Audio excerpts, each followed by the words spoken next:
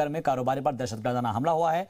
सतपाल निश्चल नाम के सुनार का कत्ल किया गया है। मिलिटेंट्स ने दुकान पर बैठे सतपाल को गोली मारी है। अस्पताल ले जाते वक्त इसकी मौत हो गई है। फिलहाल हमलावरों की तलाश जारी है।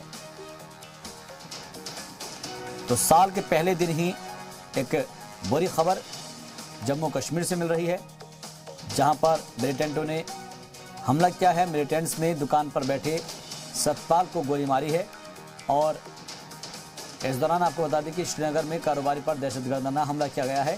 इस हमले में सतपाल निश्चल नाम के सुनार का कत्ल हो गया है।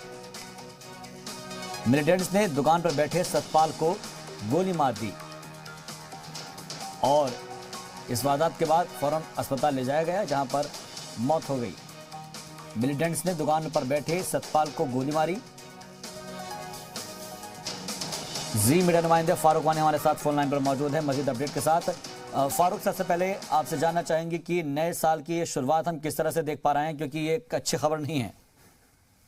निस्संदेही ये अच्छी खबर नहीं है। जिस तरीके से अटैक कल 6:30 बजे के आसपास किया गया, जो कि श्रीनगर का लाल चौक हब है, जहां पर ज्यादातर भीड़ रहती है लोगों की, और वहां पे ये अटैक किया गया। सराई वाला श्रीनगर में निश्चल ज्वेलरी के नाम से इसकी दुकान चला रहे थे, जो कि काफी जानी जाती है, और ये भी माना जा रहा है कि एक सही रेट और मुनासिब रेट ये आम लोगों को दिए जाते थे यहाँ पे। और कल जो ये अटैक किया गया तो सभी राजनीतिक पार्टियों ने भी इसकी निंदा की। सतपाल निश्चल जो है, काफी नाम है उसका श्रीनगर में, और पिछले 4 दशक से वो यहाँ पे रह रहे हैं। उनकी जो दुकान है वो चला रहे हैं।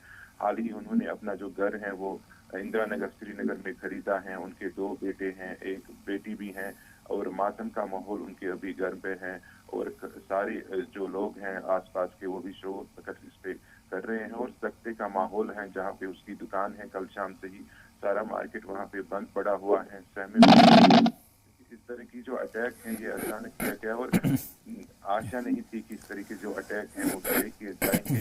हालांकि तैयारा ने इसकी